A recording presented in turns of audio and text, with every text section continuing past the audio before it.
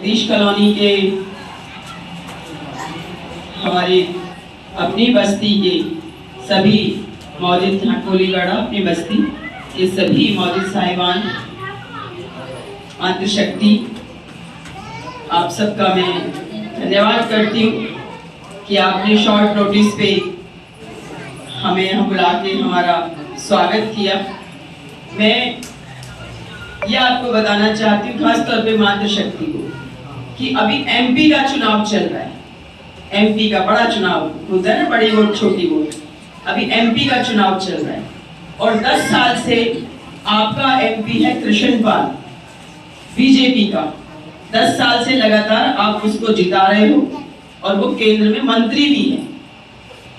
और हमारी तरफ से लड़ रहे हैं चौधरी महेंद्र प्रताप, जो 5 बार एमएलए और मंत्री रहे।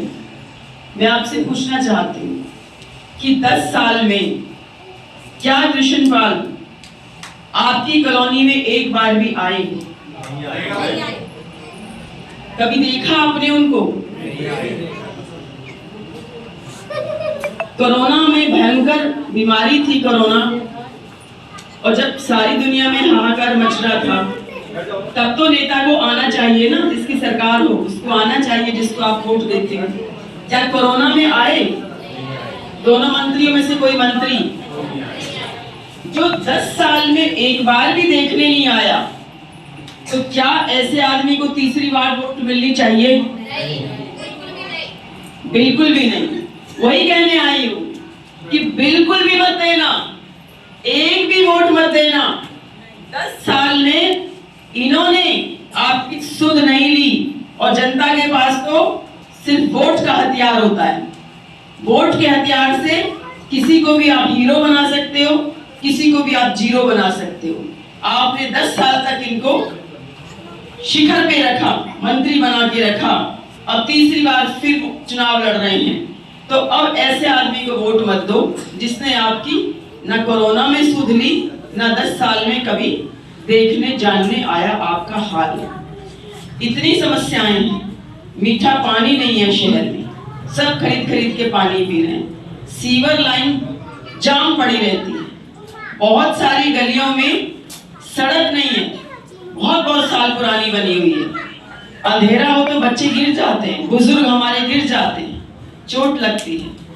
इतनी गंदगी है, नालियां साफ नहीं होती हैं, कूड़े के अंबार लगे हुए हैं। अब तो कूड़े में आग लगा रहे हैं सीधे उठाने की बजाय, जो सबसे खतरनाक है। पॉलीथीन में आग लगाओगे, उस धुएं से कैंसर फैलता है। अब तो ये सीधे सीधे लोगों की जान लेने का काम कर रहे हैं।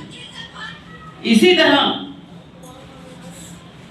जो आपकी फैमिली आईडी है, प्रॉपर्टी आईडी है, पूरे देश में कहीं नहीं है, सिर्फ हरियाणा में है, और सारी गलत बना दी इन्होंने। अपनी एक कंपनी को ठेका दे दिया और अब आप उसको ठीक करवाते फिर रहे हो, पैसे दे दे के ठीक हो रहा है। और उसकी आड़ में, फैमिली आईडी, प्रॉपर्टी आईडी की आड़ में इन्होंने लाखों लोगों की बुढ़ापा पेंशन काट दी, बीपीएल कार्ड काट दी। यही है ना, बीपीएल कार्ड काट दिए।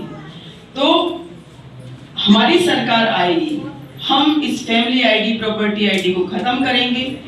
जिनकी पेंशन कट गई है दोबारा बहाल करेंगे, बीपीएल कार्ड कटे हैं दोबारा बहाल करेंगे।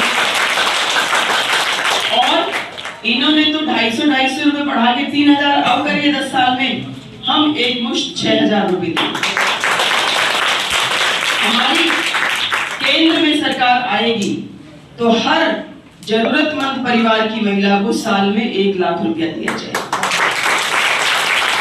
जो बच्चे डिग्री लेके आएंगे, प्रोफेशनल कोर्सेज करके आएंगे, उनको पहले साल में डिग्री कंप्लीट करते ही अप्रेंटिसशिप के माध्यम से 1 लाख रुपया दिया जाएगा, ताकि बच्चा अपने हौसले में रहे, मनोबल बढ़ा रहे, अपना करियर बना सके। इसी तरह जो भी हमारी बहनें बाहर नौकरी करती हैं, उनके लिए भी हर जगह सावित्रीबाई फूले के नाम से एक हॉस्टल बनाया जाए। गैस का सिलेंडर जो आज 1100-1200 है, गरीब परिवारों के लिए हम 500 रुपए का देंगे। बिजली जो इतनी महंगी है, हर घर को 300 यूनिट बिजली फ्री में दी जाए। 300 यूनिट बिजली। जो गंभीर बीमारियों के शिकार हैं, जो लोग जिनको गंभीर बीमारी हो जाती है, सीरियस बीमारी हो जाती है, उनके इलाज के लिए हमारी सरकार केंद्र में आएगी तो 25 लाख रुपए दिए जाएंगे। 25 लाख। और जो बेचारे मजदूरी करते हैं ना, उनका हम सुनिश्चित करेंगे कि उनको बढ़िया वेतन दिया जाए, क्योंकि 10 साल पहले भी जब महंगाई इतनी नहीं थी तब भी वो 8-10 हजार में फैक्ट्री में काम करते थे और 8 घंटे की नौकरी करते थे। आज 10 साल बाद जब इतनी महंगाई हो गई है तब भी वो 8-10 हजार रुपए की नौकरी कर रहे हैं। तो हमारी सरकार आएगी, इन्होंने तो 12 घंटे की नौकरी करी है, हम 8 घंटे की नौकरी करेंगे और उनका वेतनमान, न्यूनतम वेतन मजदूरी हम बढ़ाएंगे। इनके राज में तो 80 रुपए का तेल 200 रुपए का मिल रहा है। सारी चीज महंगी है ना, घी, तेल, चावल, चीनी, पूरा रसोई का सामान, कपड़ा लत्ता, जूते चप्पल, बच्चों के कॉपी किताब, दवाई। और ये कहते हैं 5 किलो वो दे रहे हैं अनाज, कहीं नहीं मिला 5 किलो अनाज, कहीं 2.5 किलो मिल रहा है, कहीं 2 किलो मिल रहा है, बाजरा मिल रहा है। तो हमारे टाइम में ऐसी बुरी हालत तो नहीं थी। हमारी सरकार आएगी तो हम अनाज भी देंगे, हम दालें भी देंगे, हम चीनी भी देंगे और हम तेल भी देंगे।